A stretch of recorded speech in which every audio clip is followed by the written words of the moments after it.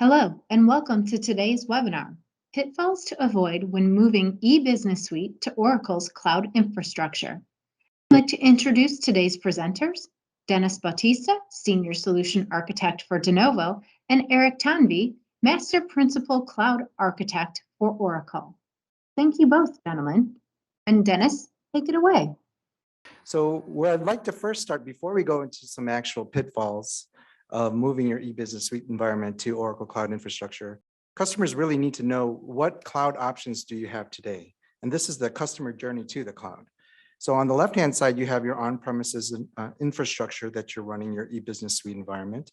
It can be in a co-location. You're either renting a data center or you're running it within your own data center. And the other options are you can have a partner managed cloud provider such as Denovo that can run a private cloud for you. We would do the hosting. We would do the managing and maintaining and monitoring of that environment and handling the security components, just as if you were running within Denovo's private cloud. And the benefits of that is you get high touch. You can pick up a phone. You can get a response really quickly from our folks, and do that in a friendly manner. Another option is going to the Oracle Cloud Infrastructure. As you'll see with Oracle's public cloud, they have a vast reach across the globe. So if you're looking for global deployments, they have 33 regions. Your eBusiness Suite might have specific localizations and customizations that are specific to that particular geographical area. Well, then the Oracle Cloud Infrastructure might be a solution for you. If you have a large company that leverages multiple clouds, you can run a hybrid cloud solution, either hyper-converged or multiple cloud vendors that use different cloud technologies. And then on the far right-hand side is the Oracle SaaS Cloud, software as a service. So as you run your cloud ERP, your cloud supply chain management, or your HCM products, that's run as a service to you. So that's just the journey that you have and the options that you can take as you move to the cloud. Before we go into the pitfalls, the flow of this presentation is going to go as follows. We'll cover the 7 different topic areas that you see on the screen: business perspectives, technical resources, requirements, architecture and technology, cost and time, migration, operations and optimization, and security. And then within each of those topic areas, we'll cover a customer case study to show you examples of where we've helped uncover some specific pitfalls. After the end of this, then Eric will go over a highlight of Oracle Cloud Infrastructure and what the Gen 2 architecture looks like, as well as reference architectures for running eBusiness Suite on OCI. We'll then conclude with how Denovo can help you move on that journey to the cloud on OCI. So for example, with the business perspectives, the business really owns the revenue and it can fund the project. So you want to make sure that your business is involved. Things such as the costs with CapEx and the OpEx models that are out there. You have various service level agreements that are needed. You have to understand the licensing implications if you're bringing licenses from your on-prem environment to the cloud. Those are some of the things your business would need to be involved in. Technical resources, just at a high level, you'll need to understand what is a RACI matrix, right? Who's doing what when you move from an on-premise environment to the cloud. And Oracle publishes a RACI matrix when you move to OCI. Architecture and technology. So when you're looking at the architecture, you want to follow best practices. You want to make sure that you're following a reference architecture that shows you the blueprint of running eBusiness Suite on OCI. And then other pitfalls are around the areas of cost and time. Everything has to be on time, on budget, and within a cost, especially as you're dealing with more complex migrations and large deployments. Migration is also another topic area that's very important. When you're dealing with migrations, are you on the right OS patch? Are you on the right database patches in order to enable your eBusiness Suite environment to come over smoothly into OCI? We'll then cover operations and optimization. So once the migration is complete, how is your operations fully functional? Are you dealing with large-scale deployments? Is it optimized in the best way to help monitor and manage those environments? And last but not least is security. Security is at the forefront of everything today. Security is, we have ransomware attacks. We have, I don't know if you heard, T-Mobile just announced that they had a $100 million user data security breach that just occurred. That security is top of mind, and especially when you're running your main ERP system, such as eBusiness Suite, that's very important. And we'll go over in detail some, what some of those pitfalls are. Okay, so let's drill down into the business perspectives. When you make the move to the cloud, one pitfall you want to avoid is making this an IT decision, a purely technical decision that really doesn't take a look or understand the costs that are involved. I mentioned a CapEx versus OpEx model. When you're looking at capital expenditures, your CFOs of your companies are really looking into how can they capitalize and amortize their investments and leverage that so that your depreciating costs can be recognized over a certain period of time. So that was what they're considering the older way of dealing with IT infrastructure costs. The new model is really moving towards an operating expense, and that operating expense can be where you have a subscription base. It's a monthly recurring cost to the company. So if you don't really understand what those costs are involved, it makes it all that much more difficult to move to the cloud. And then the understanding of your licensing needs. Do you have your existing eBusiness Suite licenses per users? Do you have your database licenses? Can you bring those licenses over to the Oracle Cloud Infrastructure? And if you've heard of the term BYOL, you can bring your licenses with you and we can adjust those costs with that. One of the case studies that I have here is around the bank industry. And the challenge they had is their data center lease was ending, and their pain point was they allowed IT to make that decision to move to cloud ERP. At the time, probably around 5 or 6 years ago, the bulk import process to move their existing eBusiness Suite data wasn't available.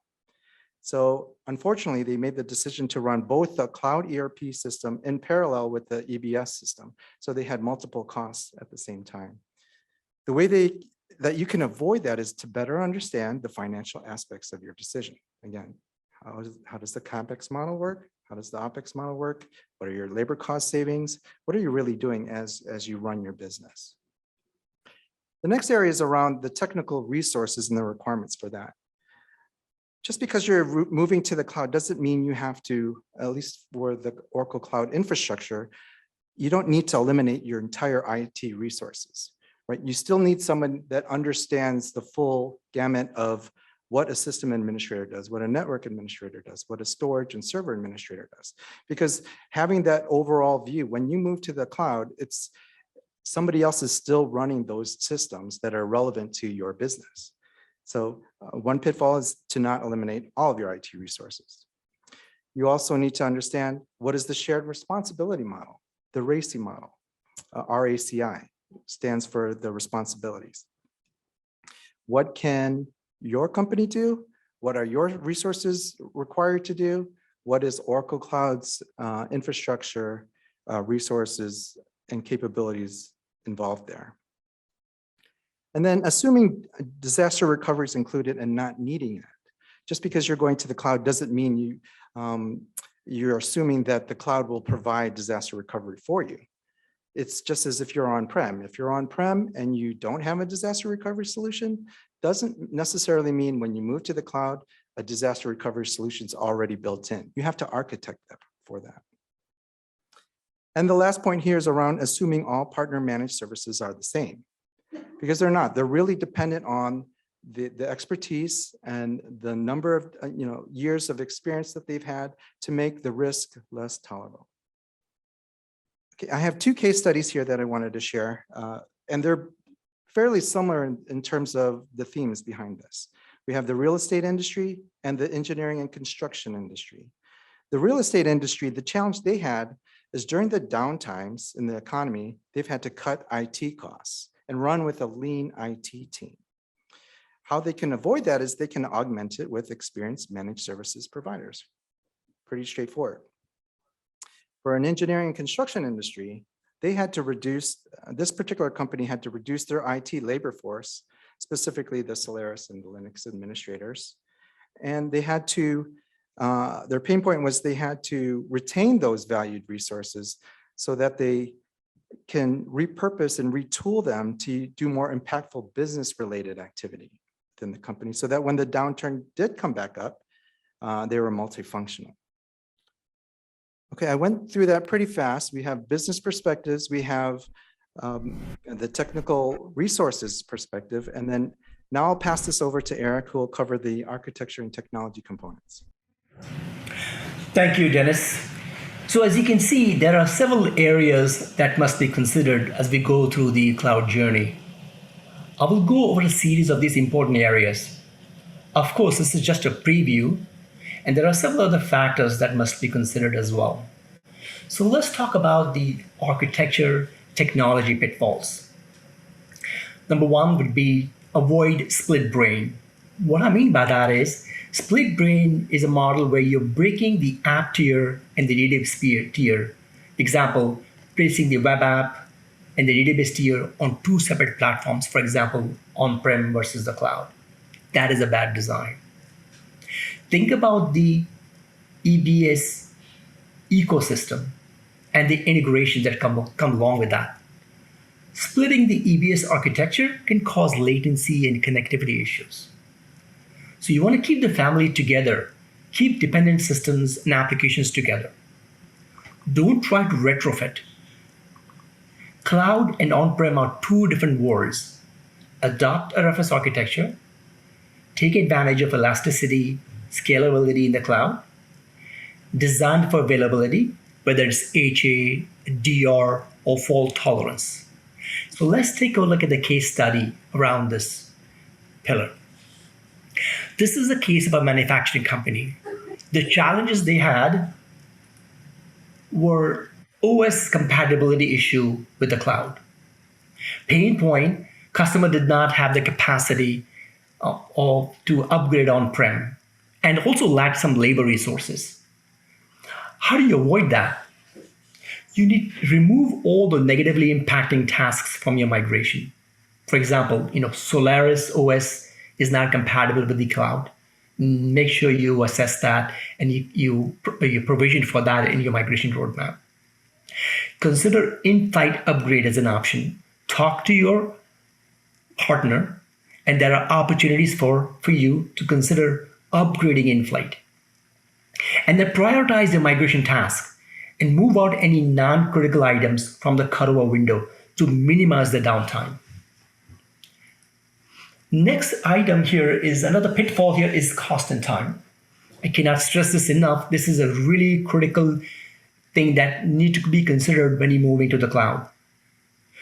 Consider the cost of running infrastructure, the hardware, the software, the labor, not to mention RTO, RPO. Time is really the utmost important. Get a buy-in from all your stakeholders. Don't forget the commercial implications, for example, CapEx versus OpEx. Let's take a look at the case study here. A financial industry. The challenges for this customer was they didn't budget correctly. And they didn't consider the workload spikes. So cost, time, and money, right? But how do you avoid that? Factor in the cloud scaling options. The beauty of the cloud is you can scale up and down in an instance. Take advantage of that. And testing time. Think about your user community.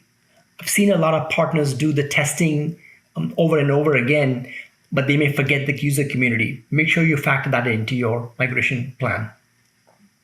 And planning for large migration takes time, depending, and also depends on how large your database is, how long it's going to take to ingest the data into the cloud.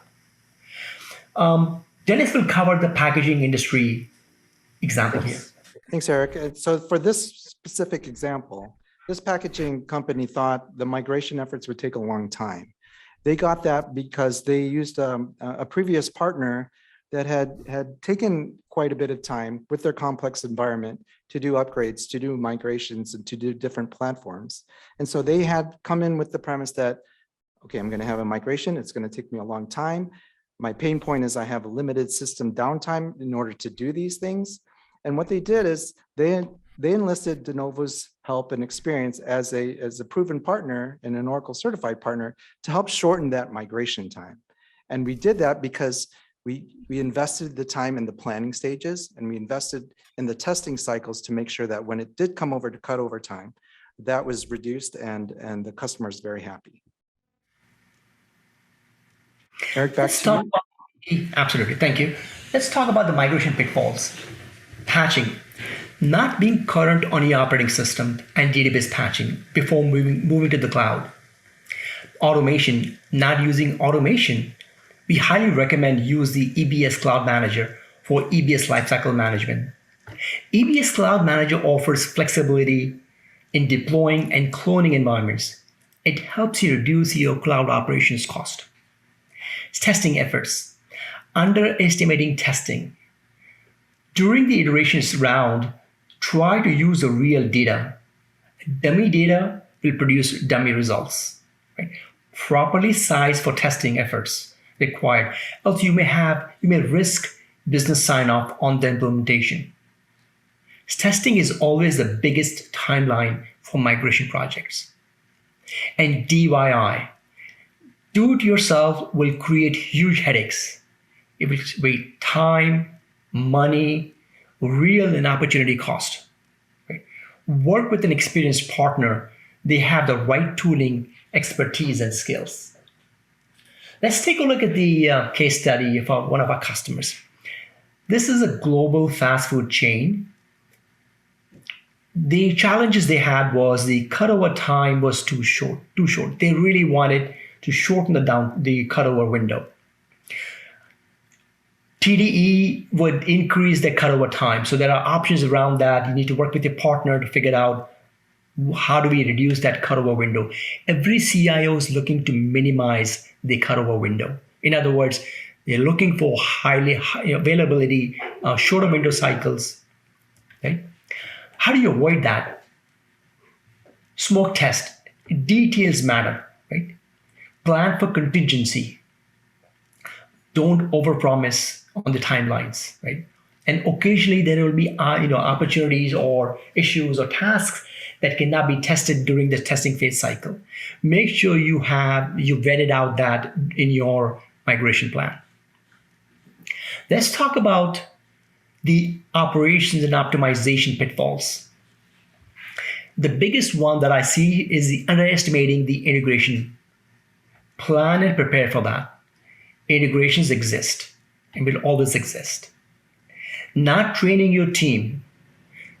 Make sure they learn, adopt, and keep up with the cloud innovation and education.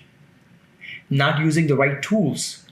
Use the built-in tools to take advantage of that. For example, cost, performance, security advisory within the platform. And cloud is continuously evolving. You have to reassess your cloud roadmap on a regular basis and take advantage of the new innovative tools that OCI offers within the platform. Now, a lot of customers have a hybrid situation where they have legacy apps sitting on-prem and some of the modern apps have moved to the cloud. Yes, that's probably temporary, is okay, but hybrid does create all kinds of challenges. Operational challenges, financial challenges, not to mention dual running costs, skills, and you get bogged down with some of the legacy applications. Make sure you create a strategy to modernize some of the legacy applications and have that future roadmap created for that. Let's do a case study on one of a very large customer of a convenience store. They wanted to do a like for like. And in other words, they didn't really want to patch prior to the migration, right? And they had too many non-prods on-prem. And this can severely affect your cost and operations model. How do you avoid that? Patch appropriately before migrating. This is a biggie. Remove, decrease, consolidate all the unnecessary environments you have. And adapt to the virtual cloud model. Cloud, as you probably know by now, is not the same as on-prem. Make sure you size it properly. There's a differences between physical and virtual. The P2V, Make sure you have the sizes is accurate from on-prem to cloud, and so you can get the performance you expect from your EBS application. Let's take a look at the case study for optimization. Dennis will cover the gaming industry customer here.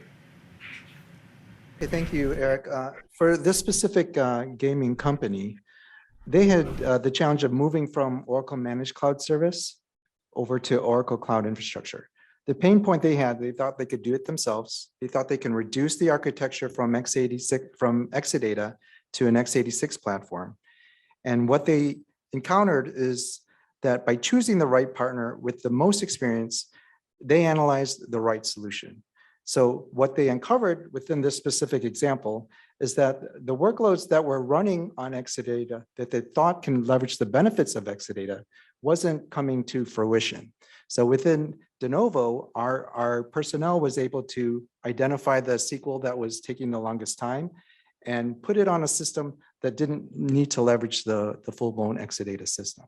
So this is just an example of how can you optimize your existing workload and recognize the benefits so that you can save and reduce some costs.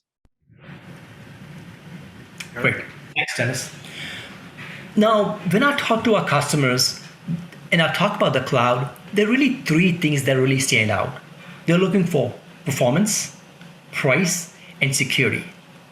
And depending on who you talk to within the organization, security might be on the top, price might be on the top, or performance, right? So there is a distinct difference between the security on-prem versus the cloud. Understand the differences and adapt accordingly. Right? Compliance. Understand your company and your industry's compliance needs. Whether it's SOC 1, SOC 2, SOC 3, PCI, HIPAA, make sure you get those compliance questions answered from your service provider and your partner. Encryption. Understand what are your needs. Do you need encryption at rest? Do you need encryption in flight? Or do you need both? Make sure you design accordingly. And this is going to come into play. This is going to tie directly into the compliance story as well. Cloud is always a shared responsibility model. Understand the RACI. Understand who's responsible, assigned, consulted, and informed. Now, continuing with the OID OM, previously in the previous generation of EBS, Oracle had this application called OID OM, which was used for authentication. The new model is to use the EBS asserter. And to take it a step further, you can do the federation with your IDP, whether it's on-prem or a third-party IDP, and federate that with the IDCS in the OCI. What will that give you?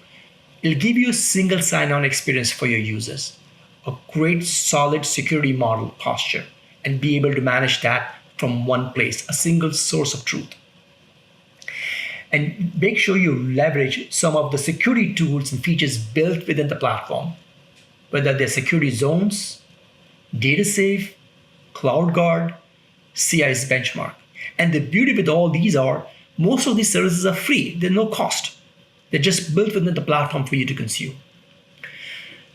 Let's take a look at the case study. Now, this is actually a customer that I actually was dealing with. It's a very large transportation company. And believe it or not, because they're so large and so old, been for a long time, around for a long time, they had antiquated security practices. The InfoSec document was written for last decade. It was just no good for cloud. Not challenge status quo could create a lot of headaches. For example, not only having antiquated policies, security practices, but also legacy processes, right, that go really hand in hand. So you make sure you want to be able to have latest documents that really adheres to the cloud standards. Not leveraging the newer security authentication model. We just spoke about that in the previous slide. How do you avoid that? Definitely update your InfoSec document. You can work with partners like Denovo that can help you update your security document. This is really highly critical because cloud is definitely going to bring you a lot of different tools that you can leverage to improve your security posture. Always follow cloud security recommendations and the authentication best practices. Leverage cloud platform security tools and then continuously adapt and improve your security posture of your cloud applications. So now the question in your mind would be, what can Gen 2 really offer around those really aspects of the cloud? I put security number one because I think that's probably on top of my list. Now, OCI Gen 2 is really a Gen 2 platform, starting from bare metal to off-box virtualization. These are just two different examples that I'm giving you regarding how and why OCI is a Gen 2 platform. It provides you a better than ever foundation for AI and ML. By the way, you can also leverage some of the pre-built templates and notebooks that are available for your EBS applications and even beyond. Gen 2 offers better security and lower compute cost and gives you the manageability tools to improve performance and governance around your cloud architecture. OCI promotes open standards. Example, CNCF, CIS, Linux foundations. Gen 2 offers constructs to build an HA fault-tolerant application stack in the public cloud. And not to mention, last but not the least, is OCI Gen 2 gives you the best price and performance. We will share some of the links that you can do some price modeling on our website. Let's take a look at the reference architecture, how that looks like in OCI. Now, this is a really oversimplified architecture. OCI provides additional unique capabilities to help you enhance resiliency, availability of your infrastructure, including multi-AD, multi-regions, and so forth. So let's walk you through this design. On the left side is your current data center. You can connect that data center via IPsec tunnel or a private line connection, whether it's a 1 gig connection, a 10 gig connection, MPLS, optical wave, what have you. All those options available. And we have several telco partners that are co-located within our data centers. That traffic will come into your DRG on the left side, which is very different, similar to like a router, dynamic routing gateway. Behind that is your classic 3-tier architecture for EBS. You have your Bastion server that separates your private versus public. Then you have your EBS app running on the app VM, an app tier, and then your concurrent manager. Now, remember I mentioned this is oversimplified? Imagine you can have this spread across multiple ADs or multiple fault domains to give you this highly available architecture. As Dennis mentioned initially, OCI is in each region, we have multiple data centers. We call them availability domains or ADs, right? You can leverage those to create a highly resilient, highly fault-tolerant architecture. So now traffic comes in through the app tier and then goes down to the database tier. Notice one other thing, that each of these separated by a specific subnet. Now, between the subnets, you can open up simply the ports that need access to. For example, between the app tier and the database tier, you would open up port 1521, which is really for the Oracle database. Now, what I'm really talking about is, imagine the segregation of the layers, multiple security model, and also gives you better manageability in terms of how you manage your entire architecture. And it also gives you the ability to actually make it future-proof. There was a new feature functions that were be launched. You can simply consume that easily because the architecture is laid out in that fashion. On the right side, you see some of the other tools, for example, for auditing, ID and access management, policies, your object storage for backups, and then file storage for the shared file systems, which is really a critical component of the EBS architecture. And at the bottom, you see some security tools and routing functionality. Now, like I said, if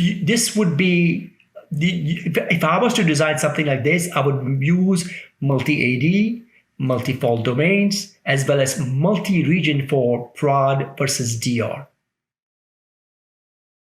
Okay, so this is a graphical view of how Denovo can help our customers migrate their existing eBusiness Suite environment on-prem to Oracle Cloud Infrastructure.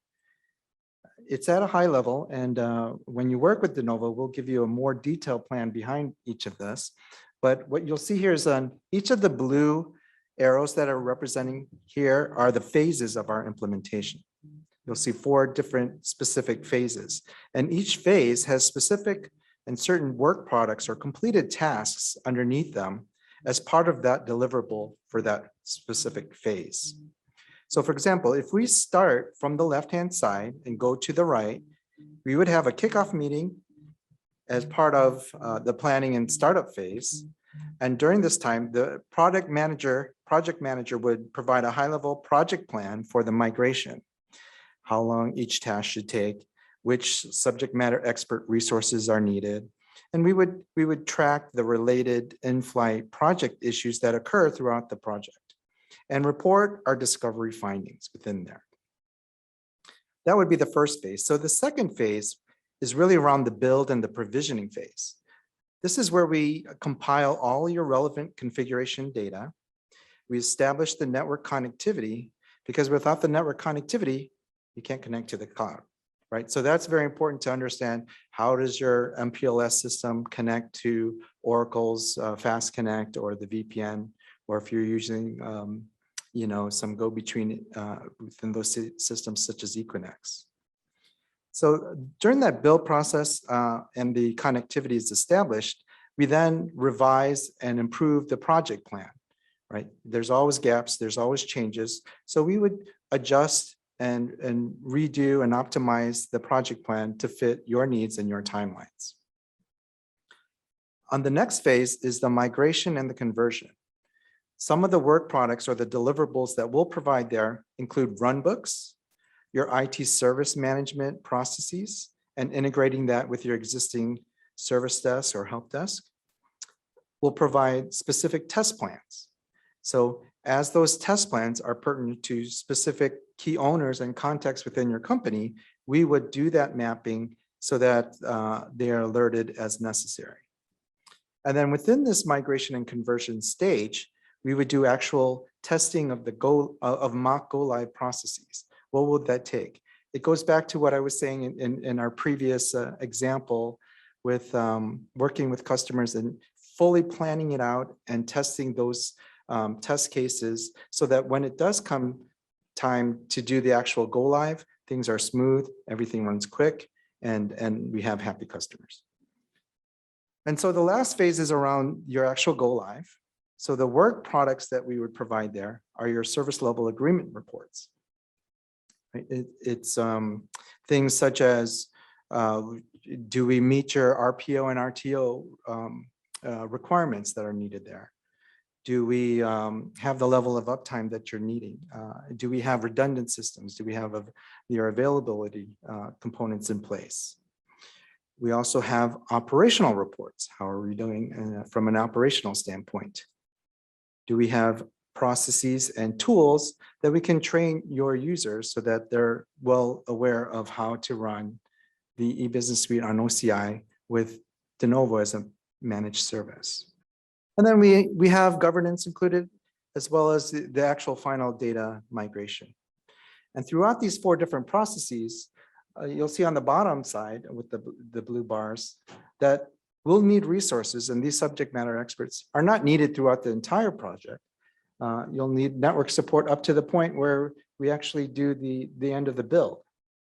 So from there, we also have the IT service management processes and implementing the tools to make that work. And then the last component on the bottom is the onboarding management components of it. As we're onboarding these systems and you go to go live, we then have the hypercare system to do the run and maintain of those environments moving forward. Okay, so that's the Denovo's journey to bringing your eBusiness Suite environment to Oracle Cloud Infrastructure. And if we have any questions, you'll see here on the screen, we have links to where you can send questions, and we'll address questions live today as well. And then we have links below that are Oracle solution guides to running EBS on OCI. We have a link for best practices and adopting the OCI framework, if you're not familiar with that. Okay, I think, Maria, if we want to open it up for any questions or anything on the chat. Okay, I do have a question in the chat. Let's just check in with our in-person attendees. Are there any questions from the audience? So the question is, in our experience in moving customers from EBS to OCI, when dealing with the network components, are there any additional networking features that need to be added in order to make this successful? Is that pretty accurate? So that question really revolves around what your current state architecture is and how your future state architecture will look like. It really depends on where your users are located. How are they connecting to your existing systems? And where you plan, when you move to OCI, there's a West Coast set of servers in the Phoenix region. We also have it in San Jose. And then we have on the East Coast, we have the Ashburn site as well. So within there, if, for example, where are your servers located? Dallas today, and we probably. Okay, that could be, so depending on your MPLS system and the way you're architected today, we would work with you and figure out what's the best possible route. We would, at least within Denovo, we would make sure that we have a primary site as well as a disaster recovery site. That's included in all of our N+1 solutions. Dennis, let me add some color to that. When it comes to networking, when you add the cloud to your network topology, think about you simply adding another spoke site within your network architecture. So it's no different than if you brought up a branch office, a brand new branch office, and connected that to your, for example, an MPLS cloud, for example. It would be exactly similar architecture. It's no different than just adding that. And the only thing you would need is the BGP configuration to create the inner working between your data center and OCI. Did that answer your question? Okay, excellent. Okay, we do have a question in the chat. Our EBS has a highly customized HR module. I know it's not good to have a hybrid. What would be a better way to move our EBS to the cloud? Is it to try the Oracle HR module in the cloud first to see if it's going to work in the cloud, or if it works, follow with the Oracle financials, AP, AR, and FA afterwards? Or is it to move to the Oracle financial modules first and leave the Oracle HR on premise until it's ready to be moved to the cloud? This is if moving them all at the same point is not an option. Typically, in my experience, and Eric, you can chime in here as well, what I've seen most customers do is migrate their existing financials first. That's really the crux and what really runs your business. If HR is highly customized, it might make sense if that's not an option to do that at a later point, to either rationalize and retrofit the newer features in the Oracle HR modules and see if those business processes are available that, based on your customizations in the newer releases. That's typically what the guidance I would provide customers, but we can take a look at that in more details on the level of customizations that your HR modules are having today. Yeah, and I would highly recommend talk to Denovo. You wouldn't believe that what we have brought in some really legacy EBS versions over to cloud, doing some tweaks and tricks, including bringing in some of the partners. For example, version 11.5.10.2, which was probably end of support like back in 2011. And then obviously you guys probably know 11i was de-supported many years ago. So definitely talk to the partner. Let's understand the version numbers. Let's do an assessment, and we will let you know if we're doing this assessment process, what are the best practices or what are the best path to do that. Obviously, you want to avoid the long-term hybrid model, but definitely take a look at that. What would be the roadmap to modernize any of that, and there might be a possibility to move it as is. So let's take a look at that and do a little bit more deeper assessment of the application. Yeah, that's a great point, because depending on the platform, we may be able to move that over seamlessly, right? Depending on what you're running. If you're running on an AIX platform or a Microsoft platform, we may have those tools in-house to make that transition easier, and you can maintain your existing HR environment within the Denovo private cloud. Maria, any other questions? Yeah, we do have several new questions. First is, does Denovo provide managed services for non-Oracle packaged applications?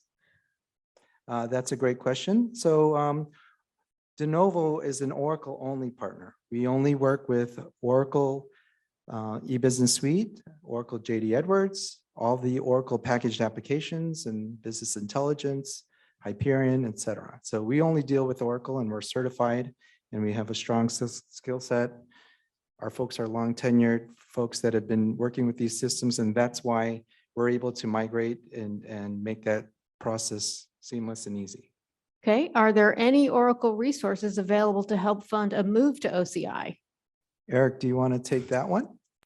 Yeah, so Oracle recently launched what is called Cloud Lift Services, and we can share a link on that. We will help you not only go through the process of assessment, and also help you create some of the high-level architecture, like a skeleton architecture on OCI, subnets, security lists, VCNs, NSGs, and so on and so forth, to give you actually a VCN, fully created VCN with best practices for the EBS application. So you can leverage that. And some of this is what I'm talking about is we can actually absorb some of the cost, but you'll have to work with the partner on that as well. Yeah, so if you take a look at the Cloud Lift services that Eric mentioned, you can combine that with the support renewal rewards credit that you can get, as well as Denovo's 10% additional discount on the services. We can help you reduce those costs and provide the funding to move you to OCI. Okay, another question. In Denovo's implementation model, do you follow the concept of CRPs and UATs? Yeah, so conference room pilots and user acceptance tests, those are terminologies that we don't specifically use per se within Denovo, but the process of identifying certain checkpoints and goals and lists and specific phases of the organization are done with the 4 processes or 4 phases that I mentioned earlier on my slides on that methodology. Okay, last call for questions. Once again, we want to thank our virtual attendees as well as our folks who came to Florida to attend in person, and especially our presenters today here, Dennis, Eric, and Megan. Thanks, Maria. Thank you. Thank you. Thank you very much.